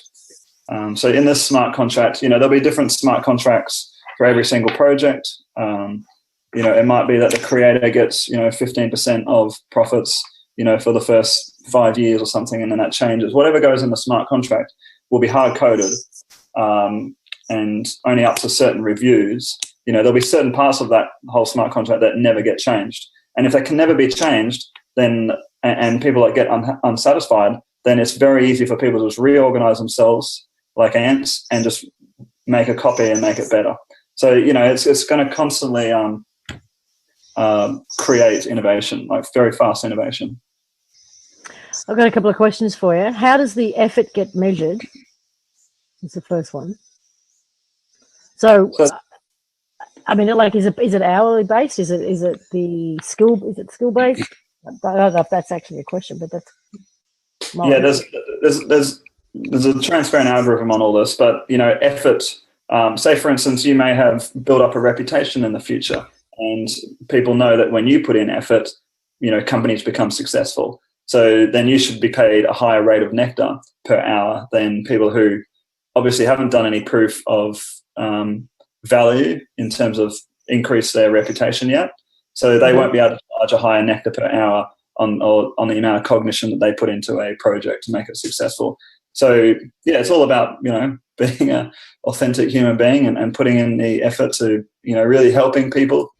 Empowerment, pure empowerment, and then your reputation will, you know, that peer-to-peer review reputation will come back at you, and that increases your rate, increases your value to other humans, and your time. Your only currency that really matters, time. So does the program itself decide that, or calculate, okay, this person's been involved in this project and it was successful, and then this project and it was, is it the coding itself that's doing that, or is it peer-to-peer review that ups your nectar? Peer-to-peer review. Yeah, it's peer-to-peer review. You know, someone might get rated out of 10 how well they performed on that project, and that rate, and then you might, you know, it's going to really force us to. It's very interesting seeing the Stripe office, because their emails are all transparent between all the employees. So it's kind of forcing each of us to be in that office to be more nicer humans to each other, because you want to be nice to them so that they also give you a good reputation as well. And it's not about being nice; it's just respecting each other. And so that, you know, that's going to be in there as well. Like, it's really going to show the truth. It's going to show, you know, a human's real, what they really do for society. Okay. So you don't actually have to know code to play with this at all. No, I mean, if you're a visionary or you've got good ideas, you've connected the dots, been around for a couple of years, got a lot of wisdom, then you're not going to be the coder person. You're the guy who sees the problems and just put up the ideas. And, you know, you get it might be hard coded that you get 15% of profits from even just putting up the idea, which is smart contracted in. So it's going to be a great way to build very solid, robust companies for the 21st century. So Colony is, or can be, has the potential to be a replacement for businesses, companies, corporations. For jobs, yeah, jobs. absolutely. Okay. Yeah, so that's another exciting project. So we've only just gone through 2 projects, but they're pretty mind-expanding projects. And they're all like this. Like, they're all pretty amazing. So let's go back over to here. I think this is a good one. We'll talk about this one now. So this is called Province. For products you can trust, discover the tools you need to share your product's authentic story. So, you know, we're all very unsatisfied with GMOs and things like that. So this is you know, a non-profit, transparent company that will solve that problem. Literally, will solve that problem. So, because not all products are created equal, products are more than aesthetics and a price tag. They are the sum of the creator's work, their history, their ownership. So this is going to be a combination of dApps, you know, reputation dApps, you know, proof of, you know, supply chain dApps, proof of work dApps. You know, there might be a bit of the colony inside this whole system as well. And it allows people, you know, instead of having regulation, to just like have an authentic supply chain that people can go and look up for themselves. And it's decentralized, saved across the Ethereum, you know, across the network. And it will allow people to create, you know, focus on creating amazing products and get paid for it properly, instead of just creating the bare minimum product, you know, for the maximum profit. Here, that people will be able to do but both. They'll be able to create the best product for the best price. You know, like, it's a whole new way of, you know, proving supply chain authenticity. So there's no more wondering where those ingredients came from. No more wondering, because all those ingredients will be, you know, that company will then be linked up with a reputation management system, and you'll be able to go and look up the reputation of that company. Do they really put poison in the food, or do they not? And the stories will leak out. We'll know. We'll completely know, and then that will change the rating of that product as well. So it's about, it'll force us to work with reputable people and make us all reputable, and don't make any for-profit or cost-cutting decisions, and create the best product for people. You know, and so it allows people. This is another example of that truth seeking. It allows the truth seekers to go out and find out what are the best products, or who are the people who are making products that are really good for my health, or whatever I'm trying to achieve, or who makes the most reliable products. And so this is another example. Okay, or environmentally friendly, or whatever the case may be. Yeah, exactly. Yeah. So the platform for proof. Use our tools to bring transparency to your supply chain, from raw materials to finished items. Our secure software helps you gather data, trace a full footprint for your products, and demonstrate the key information in a visually engaging way. Show your customers the story they are supporting with their purchase. Be a business of the future. powered by a game-changing technology. So again, another type of DApp, which will be a collection of other dApps, this real maze of dApps talking and interconnecting with each other that you'll just be able to come across in the browsers. So there's, I'm just saying that that's 3 very empowering companies we've just discussed, which you can't get with the two-wheel drive version of the internet. So you can kind of see now, just pointing out that you can kind of see why people will gravitate to these types of browsers, just because they're more empowering. That really empowers the individual. Like, you just don't get that type of stuff on the old internet at the moment. You know what I mean? And back to Colony for a second.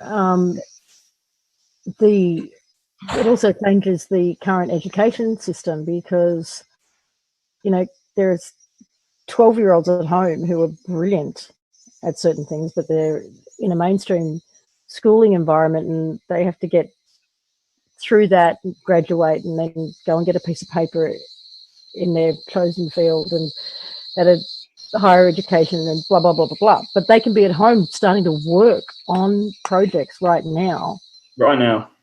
And building a reputation.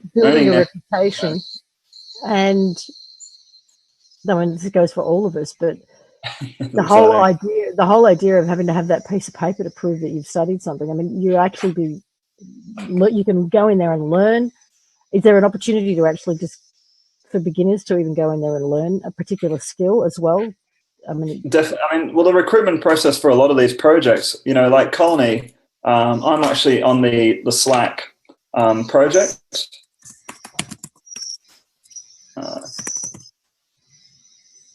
I'm actually with Colony. I'm on the group conversation. There's about 500 programmers in there, or 500 people, but all collaborating and talking how to make this possible. How the algorithm's meant to be. So small kids will be able to go along and just look at the project management, and then that's the recruitment process. So they'll just follow their passion, and then they might just come up with an idea that's 4 or 5 times better than all the ideas currently in that project already. And then they'll be like, well, I'm going to engage in this project as well, quickly go through the smart contract process. Now they're on the books to earn nectar in the future as well. And if, people like it, then it gets accepted as, oh yeah, that's the better way. And so everyone gets paid for their cognition power. So it's not just for current experts, it's for people. There is an opportunity to educate yourself in there by working with a team, build up your skills, build up your knowledge. And yeah, definitely. Build a reputation. Yep.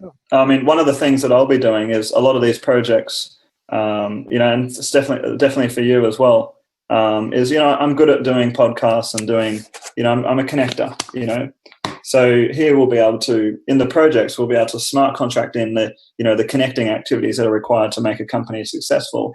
And I'll be able to earn nectar just for doing podcasts and promoting an idea or a company. So the questions there is that will dApps replace websites or web pages? It will eventually, yeah. There's, the old internet will be able to pull dApps into the old browsers, but you won't get the type of security in these old browsers, and you won't be able to do all the functions that you can do in a Mist browser, but just because. So people will just have to cross over to the dApps, the real dApps, and yes, the dApps will eventually completely replace any centralized way of saving information. Including what about the blogger? They've got their own blog. There might be a WordPress or a Blogger blog or whatever. They'll eventually be, in the future, decentralized blog systems. So within the browser, I'll just use my own for an example. You've got lisaharrison.com. And if you want to go to Lisa's website, that's what you type into your browser. So how does that translate? So in the future, you'll click on people here. Maybe there'll be a button here. Depending on what dApps you have in your browser will also depend on what buttons you have here. But there'll be the standard default apps as well, as you can see, default. So say, for instance, Lisa, you're trying to find, I want to just find the best program in the world, or I want to find someone who's good at programming. He's knows all about the banking system. He also has an interest in people's privacy, and you'll be able to put all those keywords in, and you'll find the right people. but very intricate finding of people basically who would be the best. That's not what I mean though. But like, Awesome. so at the moment, if people want to go and say, watch this interview that I've done and you and I have done, or they want to go and see one of the radio shows or TV shows, at the moment they can go to a website, a single location with a browser, with a web address, harrison.com. So how do people do that inside Ethereum? What do I end up having? Do you have a website in the end, or is it just they put my name into some kind of search and everything that I've done pops up? How does it work? Yeah, it's the later basically. Like you'll just go on, if you choose that you want to have a brand, Lisa M. Harrison, in the Ethereum network, in the Ethereum social network, then that's what, if you choose that and that's how you want people to find you, then that's the best way. So there will still be a website. You'll just have a profile that shows what you do, and that profile will be a decentralized. It might be 15 different rankings across different parts of work that you've done in the past through different Ethereum-based projects or communications, and that will be it really. Like, so eventually we move beyond having a website and having to maintain a single space, having to maintain a website. It'll be okay. So hang on. You can represent your true self basically in a safe manner.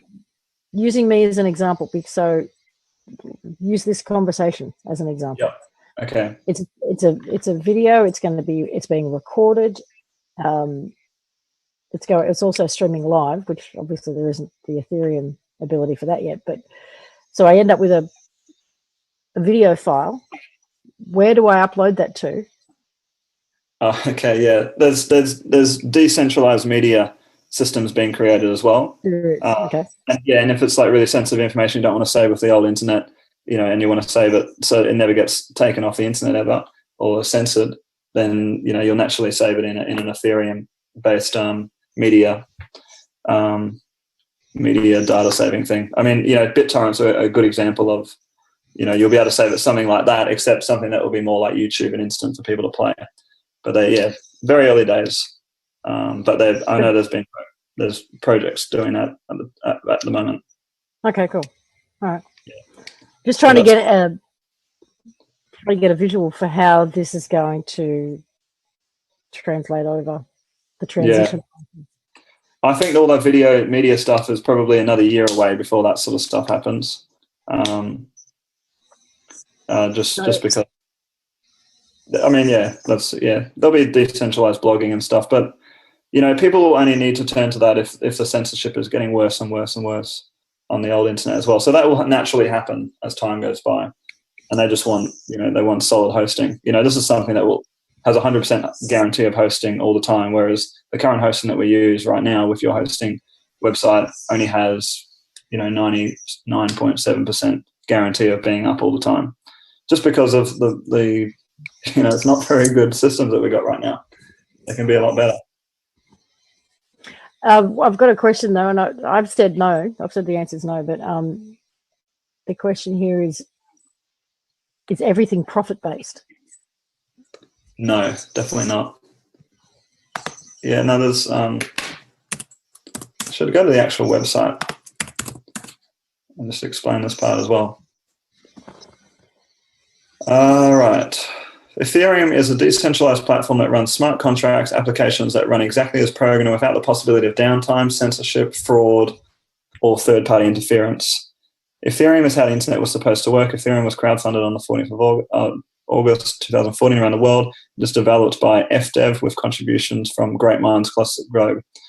So it's an interesting question. Is it for profit based? Like if once a company goes transparent, then it's very hard to make for-profit decisions if everyone can see the finances. So it's very so you can't. It's you can't. You'll be called out, but people get called out basically if they're trying to do extreme selfish for-profit activities. But everyone also agrees that people need to be paid a good wage so that they can live an empowered life. So the balance is gonna come out there. Okay. So yeah, so their steps they're saying is install and run the command line. This is a website for a program, by the way. Get some ether so you can create your own. You can start mining now if people wanted to start mining and getting ether. Create your first smart contract. So this is I wouldn't say go and do this, by the way. Design and issue your own cryptocurrency. So people who have value, who are really valuable people, they can actually get other people to trade value with other people. So that's when you would come to the point where you create your own currency that people can trade around you. I think what's happening is it's just a broader discussion. It's not just about a new internet and how we can, browse the internet or research for information or do our online banking or, whatever we do. Ethereum is a broader discussion than that, that it has the ability to transform the way we do everything, and that has to include what we do for a living. Absolutely, yeah. How we make money, how we do business, it's just a broader discussion, I think, is the point. Yeah, we've been living with the blinkers on for pretty long, especially people who work in a job for a big corporation. And you and me were aware that there's completely other ways to do things or live our lives however we choose. And this is now giving those opportunities to anybody on the planet. The other question is, will people be able to have multiple profiles that are unique and not connected to each other? And yes, multiple profiles. Yes, I plan to have. I'll probably have a few anonymous profiles, and I'll have I'll have a real profile that represents me. And yeah, that's just a personal choice that I choose to have at the moment. There might be some sensitive ideas that I want to put out there that I don't want to be attached to, my, living, breathing self at the moment, just because I've got some silly fears that, maybe are pretty valid as well. And that will be part of that truth-seeking process that we will find out what's really going on this planet. So yeah, people will be able to set up projects and submit crowdless sales and organize funding for their projects. If they're good ideas, they'll get funded.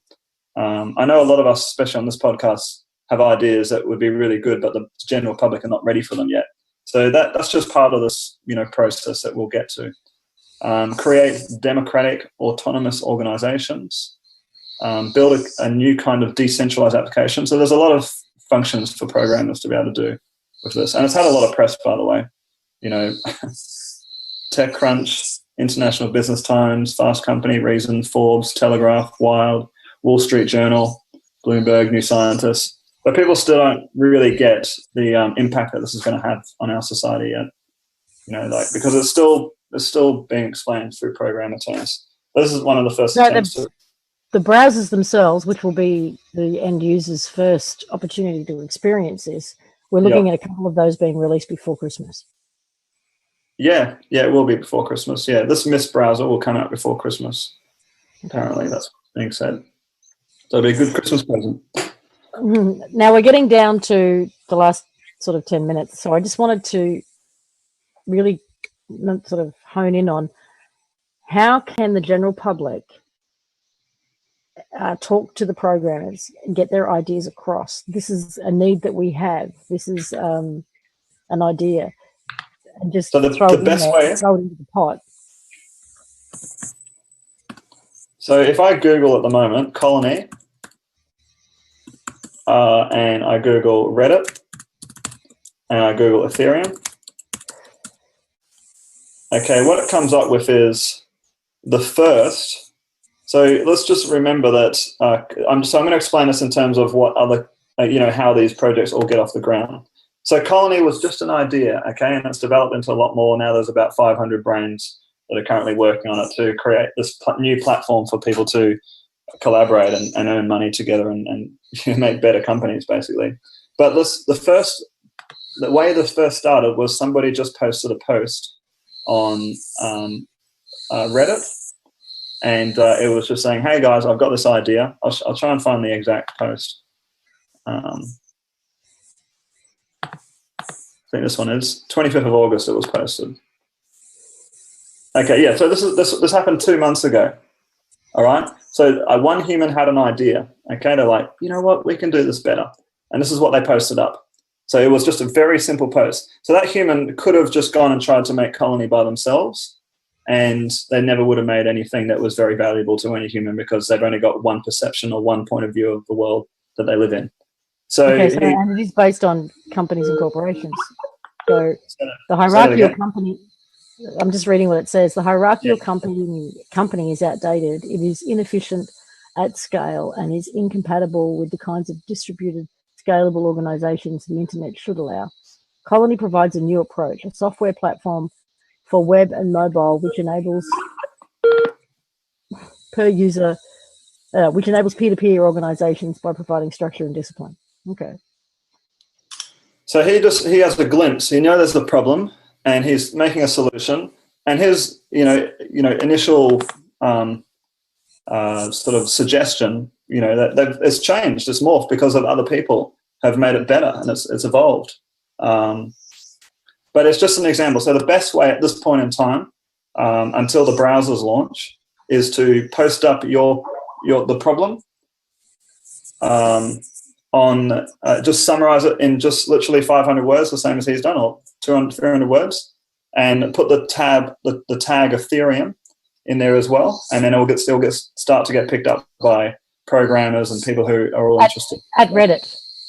At Reddit, yeah, that's the best way, and just let it all sort of naturally happen. Okay. Reddit's amazing. Like, I mean, I think there's a political party that's really excelling, and it's running their whole party through Reddit on a transparent platform where anyone can go and see party decisions and stuff like that. Like, it's a pretty cool, and there'll be eventually a DApp, a decentralized version of Reddit for people to come together and talk on. I mean, I check out Reddit maybe, a couple of times a week. So, and this was the recruitment process. So, this guy here, not this one. Yeah, I don't know that one. But yeah, some of these people, these first people, became the core developers on the project, and also, obviously got really excited by it all, and had some really good suggestions that have taken the company to a whole new level and allowed it to create those sorts of words to describe what we're trying to do here. So they helped refine the vision doing that process. And for the programmers out there, the coders out there who want to get involved, is it the same thing? Just go to Colony, sign up for Colony, and then go to Reddit and start participating in some of the conversation? That's exactly it. Yep. So everyone works together on a decentralized platform to create the best thing ever of all sorts of things. So let's say that we do have a bunch of guys who work for Apple and Microsoft and Vodafone and a whole bunch of telecommunications companies, and they decide to make the best kick-ass phone that's ever hit the market.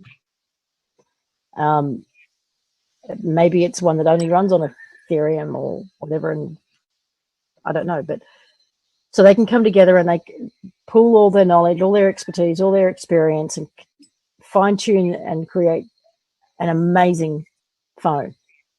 Yep. Then the ability is already there through the dApps, through different dApps, to then crowdfund for it. Everybody who was involved and participated in the project automatically, through the coding program you've got there and through the smart contracts or whatever, gets a percentage if it gets off the ground. So they get their funding, they find a manufacturer, probably in China somewhere, and start producing these things. Yep. And through their own marketing efforts within Ethereum, can get it out to the public, people start buying it, people start making a living from it or residual income from it. Yep. That's pretty much it. Now, if you're not a coder or a programmer, you can still do that by going in there and putting your idea in. And if it's a good enough idea, if it's an idea that excites people, the programmers and coders will come along to that idea and say, yeah, I can run with this. Yeah, we accept you being part of the colony, and you also will earn nectar as well for the amount of cognition power you put into the project. So even if you're not technical, but you're the visionary, you're the one who has the idea, then you still get paid. You still get paid, and it's not about losing your idea no, absolutely not. Any input. Okay, cool. Yep. So everyone has a fair say. I'm going back to conversations that I know we've had on different programs over the last few years about the whole idea of ownership and the idea of ownership of ideas. And just seeing how that all fits in. Yeah, there's another a project that, you know, because there's been a very heated debate about the IP of songs and movies, and, you know, the artists, you know, I totally agree. Yes, the artists do need a little bit of money from their songs in order to survive in this world at this moment, you know, because we live in this monetary system right now. So, but how do we manage it? Like, how much should the artists get? Should they get lots or should they not? Some people think that, oh, you know, the artist has earned millions, so I'll download it. I'll download the song, you know, and let it be copied. So there is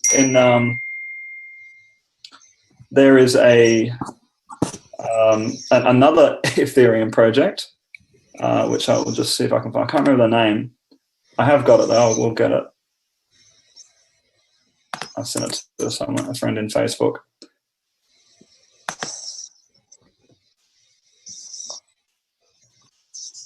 Here it is.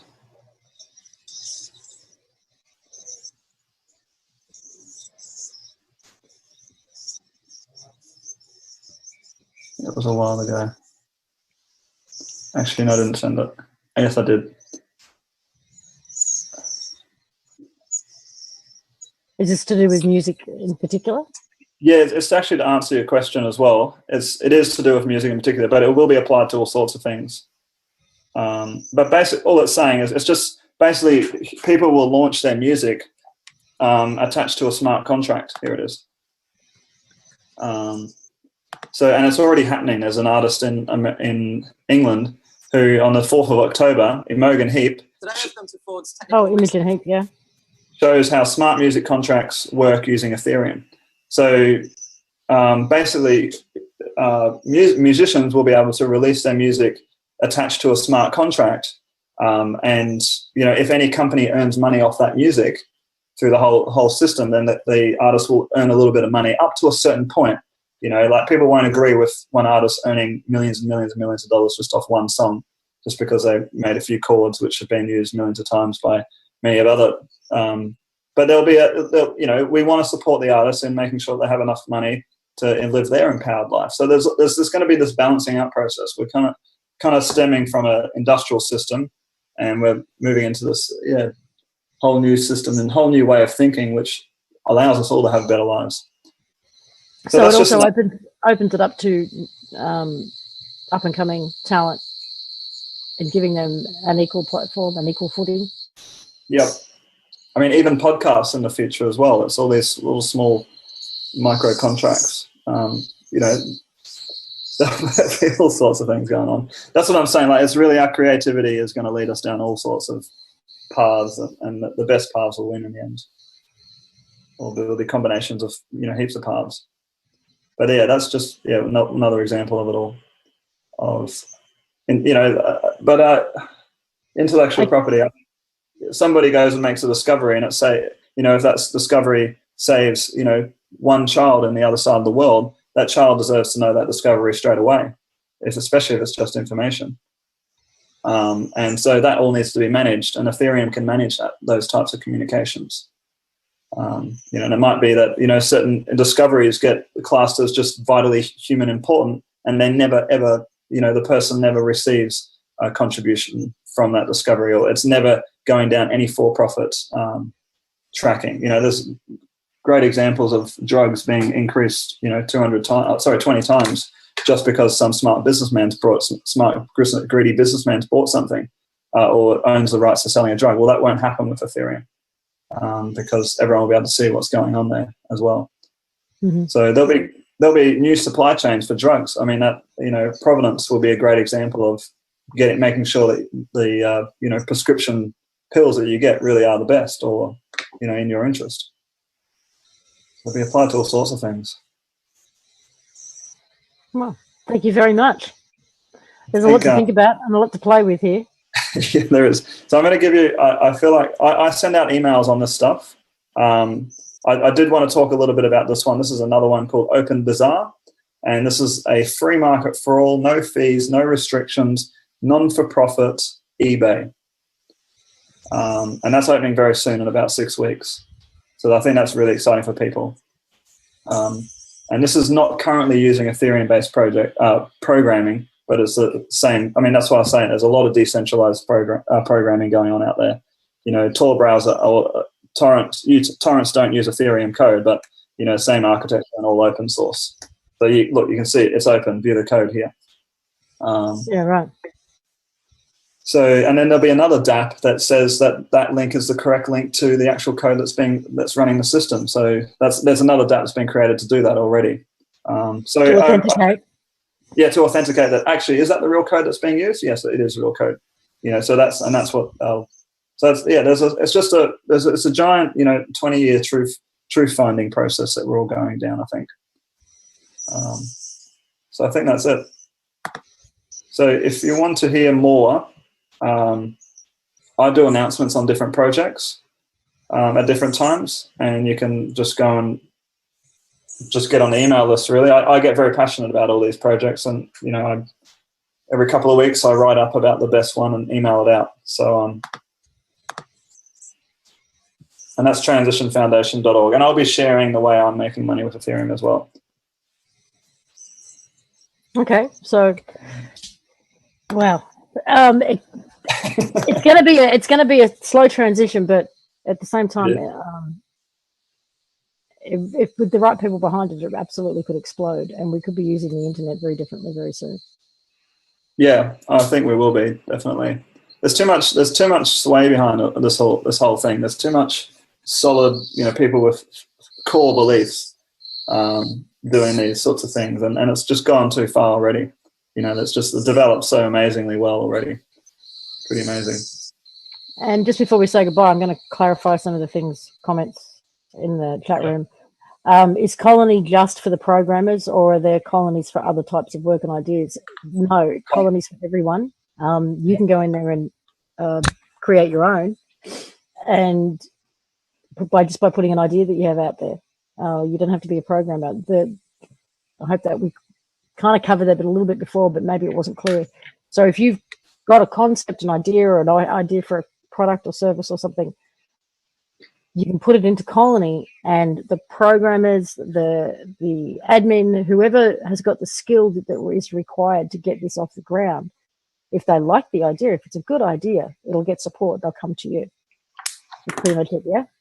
That's exactly it. And you also, if it's not the best idea yet, you'll be helped by, you know, thousands of people to refine the idea into the best idea.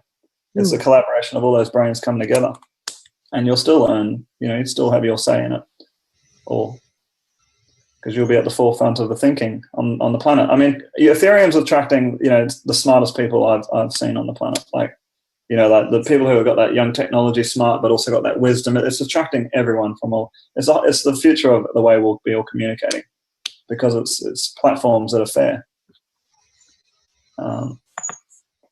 Lazuz is a decentralized Uber at the moment. Uber skims off 20% of all the money profit into shareholders' pockets. People are obviously not very happy with that, and that increases the prices of the Uber service. So we could just make it 20% cheaper and just make a copy, and people will go there instead because it's 20% cheaper. So Lazuz is another non-profit that just runs decentralized in a decentralized way.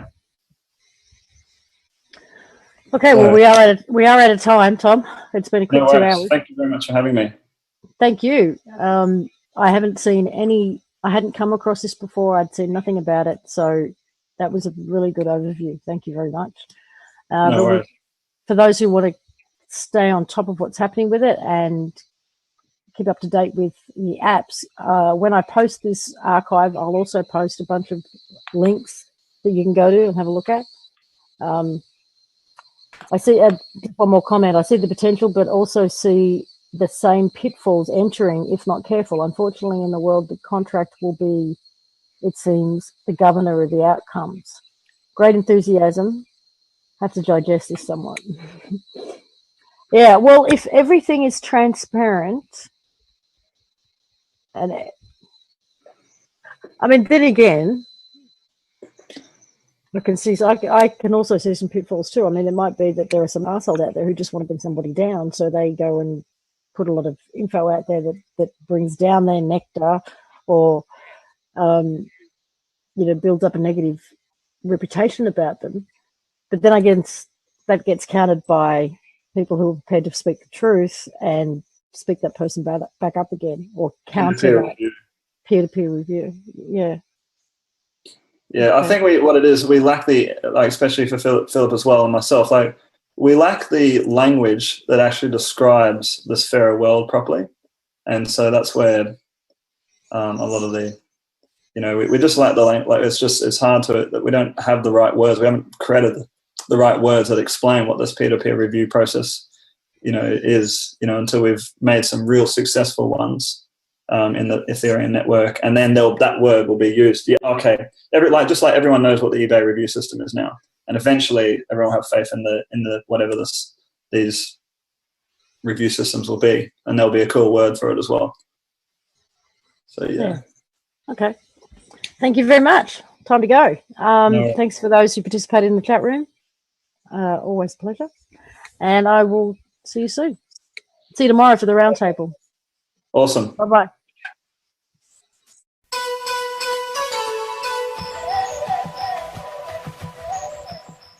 The pursuit of a free, fair, just, sustainable world should be the focus of every person on our planet. The reason it is not is because people are kept distracted by the illusions and deceit propagated by the corporately controlled mainstream media. In recent years, the rise in truly informed, savvy researchers and journalists who have all taken to the air in various capacities has given rise to a new genre of media. We have seen the explosion of truly free and independent media, and thus the need to create an ethical live broadcast network that facilitated these brave and tireless souls became apparent. With a great amount of research and meticulous planning, Conscious Consumer Network was created. CCN is a first-of-its-kind broadcast network that is specifically dedicated to free and independent media with absolutely no government control, corporate sponsorship, or advertising. The live broadcast network runs full-time with an average of 25 shows and live broadcasts a week. The high-definition live stream is free to view and is accessible from any computer terminal with online access, including laptops, tablets, smartphones, and smart TVs. All shows are archived onto YouTube and are freely available to view in order to educate and inform as many as we can without imposing monetary limitations. CCN was successfully launched on the 1st of January 2015 and has gone from strength to strength as we have improved and increased the capacities and functionalities of the network, as well as an ever-rotating and improving lineup of content which is broadcast daily. CCN is blessed to be the home of some of the hardest-hitting, most cutting-edge, truly educational and informative materials. Catch interviews, reviews, and talk shows from the many different and beautiful perspectives from CCN's family of interviewers and broadcasters. Since the 1st of January 2015, we have produced over 800 shows. We have over 2 million YouTube minutes watched every month, and we have an average of 1 million hits a day on CCN's website. CCN is viewed in over 147 different countries and hosts broadcasters from 5 different continents. The time has now come to generate funding to keep CCN on the air for the duration of 2016. The total sum needed to continue broadcasting for 2016 is $60,000. This budget includes the replacement of computer equipment, the acquisition of secure servers, which are most needed as we keep getting hacked, plus the renewal of the broadcast license fee for 2016. This is a fraction of the annual budget used by mainstream media networks producing a similar quantity of content. This is what makes CCN so successful, unique, and accessible, is the ability to run a project of this size and reach on such minimal resources. CCN does not claim ownership over any of the material we produce and broadcast, as we firmly believe that information is the common heritage of all beings, and thus CCN belongs to you, the public, and it is up to you all to keep CCN going. CCN would like to thank those who have contributed to the network in the past with resources, content, information, time, and energy. We thank you for supporting free and independent media.